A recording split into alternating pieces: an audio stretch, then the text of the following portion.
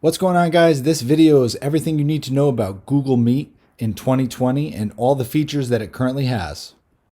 Google Meet is Google's version of video conferencing similar to Zoom or FaceTime. It gives people the opportunities to have virtual meetings. It gives teachers opportunities to work with students remotely. It's perfect for business meetings when people are traveling, or it's good just to communicate with family and friends from long distances. So Google Meet is super simple. One thing to note, you do not need a Google account or an email to use Google Meet. However, if you're using the iPhone or a portable device, you do need a Google account to use it for those devices. Okay, so once you're logged into Google, you can simply do your drop-down menu and there's an icon, Meet. So this is what you're looking for when you want to set up a Google Meet. All right, so this is the homepage. So it's a super simple app. You literally can enter a code if somebody gave you a code to access a meeting, or you can simply click Create New Meeting. Google also has good help and support services. So if you click the Learn More, it kind of gives you troubleshooting information. It tells you all of the new features. It tells you some information on what you can do to set up your meetings. It gives you troubleshooting advice, settings, etc. So you can kind of explore these at your leisure if it's something you're interested in. All right, so going back out to Google Meet, let's try to set up a meeting. The tab gives you three different options. You can schedule a meet in Google Calendar, and you can send it out to the people that you're interested in getting into your meeting. So if you're using it for school, you can send it out to your students. If you're using it for business, you can send it out to certain colleagues, etc., or family and friends. If you're looking for a quick meeting, you can simply hit the Start Instant Meeting, and then of course you can get a meeting link to share, and this link will stay recurring. You can set it up so that it's always live. When people click on this link, they can just go and meet. So that's a cool feature.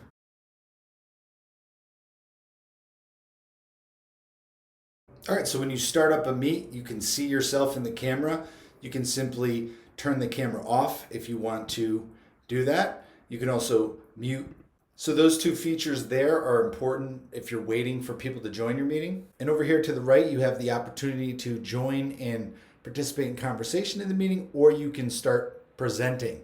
So when you present, you're actually sharing your screen. So if you want to show a document or a PowerPoint or slides, it's all there for you. So before you enter your meeting, you actually have a link that is made specifically for your meeting. So if you want people to access your Google Meet, you must give them this URL so they can click it. They can also access it on their mobile device as long as they are signed in via Google. There is a Google Meet app available on the phones, so people can do mobile device meetings as well. So you can add people down here by putting in their email address, and they'll have access to the link, and they can just simply click it and they can join. Now, as you can see here, in terms of security, people you add will be able to join without permission. Otherwise, people would have to ask for permission. This is especially important if you're doing a classroom. You want to make sure that you have the students only inside your classroom, or people who are permitted.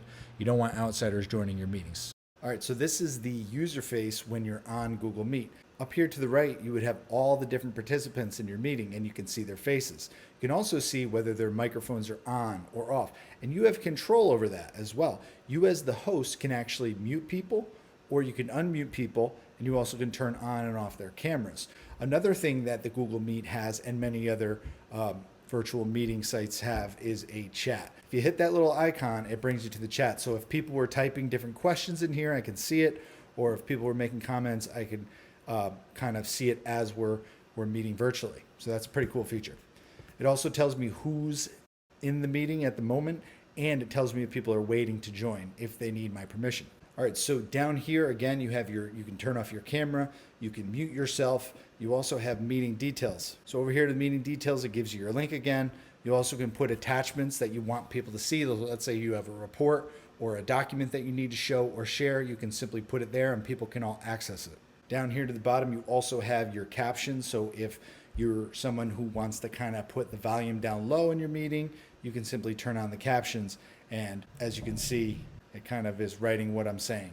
All right, next to the captions is the present now mode. So when I hit present, it gives me three options. I can present the whole entire screen, or I can do a certain small window. So if I only want to show part of my screen, or I can do a Chrome tab. I can open up another tab and kind of type in so people can see what I'm doing.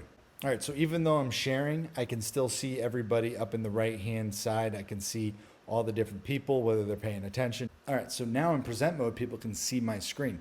So I can go to different tabs and I can kind of show people what I'm looking for. So right now I did a sample, some Google Meet information, but it's pretty cool. So if I want to show my Google Slides, I can simply go to my Drive here or go right to Slides or Doc, and I can share my information right with people. So the lower three dot menu down here gives you some more options to customize your Google Meet experience.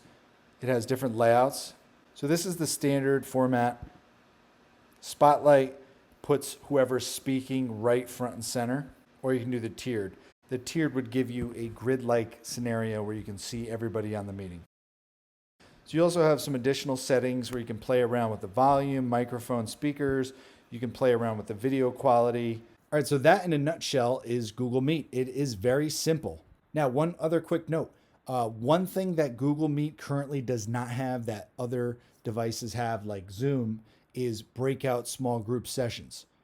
So that is something that Google Meet is currently working on. If you go to the G Suite, the new update, these are all the different features that are coming to Google Meet.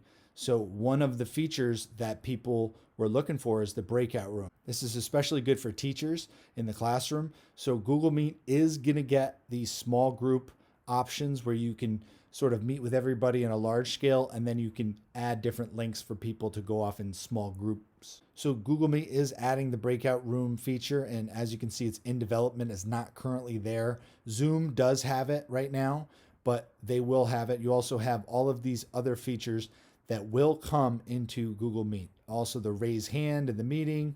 You'll have a digital whiteboard. You'll have polling, question and answers. So some more really cool features coming to Google Meet. All right, so all in all, Google Meet is very simple. It's very easy if you just want a quick meeting with some people, friends, colleagues.